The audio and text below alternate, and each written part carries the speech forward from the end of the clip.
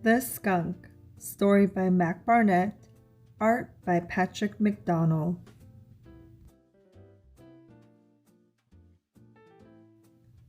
When I left my house, there was a skunk on my doorstep. I kept very still. I did not want to startle him, but the skunk did not seem scared. Slowly and carefully, I backed away and started down the street. The skunk started right after me. We walked together for a few blocks. I thought it was funny that a skunk and I could be going in the same direction. But after a mile, I realized I was being followed. When I sped up, the skunk sped up. When I slowed, the skunk slowed. I took many wild turns. This was ridiculous. I was wasting my time. I hailed a taxi and sped off down the avenue. The skunk took the next cab. I turned to the skunk. I asked, "What do you want?" The skunk did not answer. The skunk was a skunk. I bought the skunk an apple. I gave him a saucer of milk. I offered him my pocket watch. The skunk did not want any of these things. Outside the opera house, I hid behind a shrub. The skunk did not see me crouching there. Success!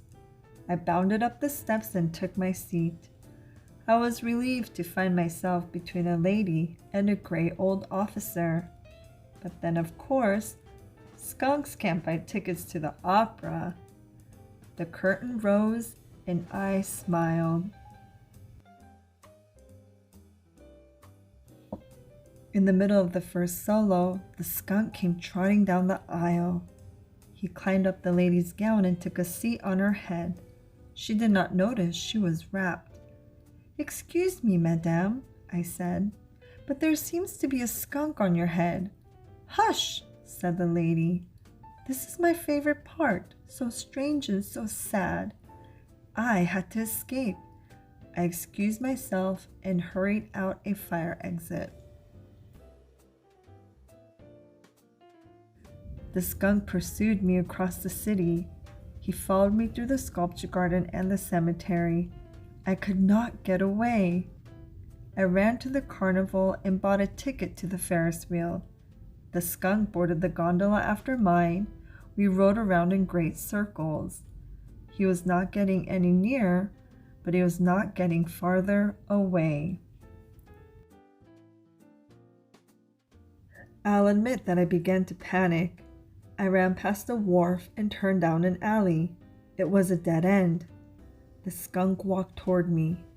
"Go away, skunk!" I shouted, but the skunk came closer and closer. I lifted a manhole and climbed down into the sewers. I hurried underneath the streets.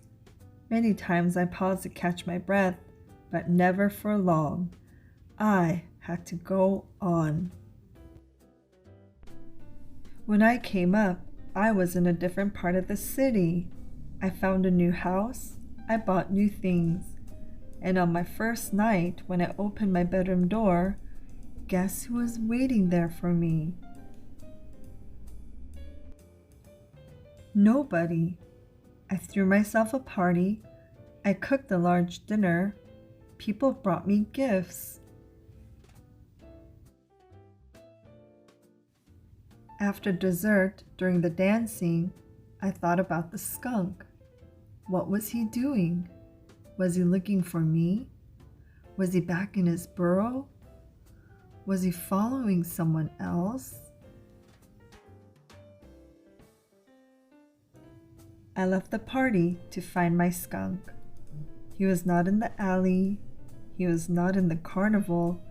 He was not beneath the city. I could not find him anywhere. I searched and searched.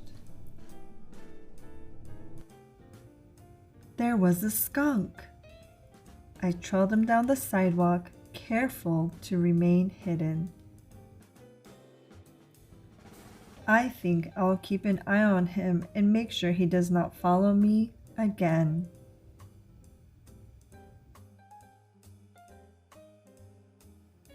I hope you enjoyed today's story.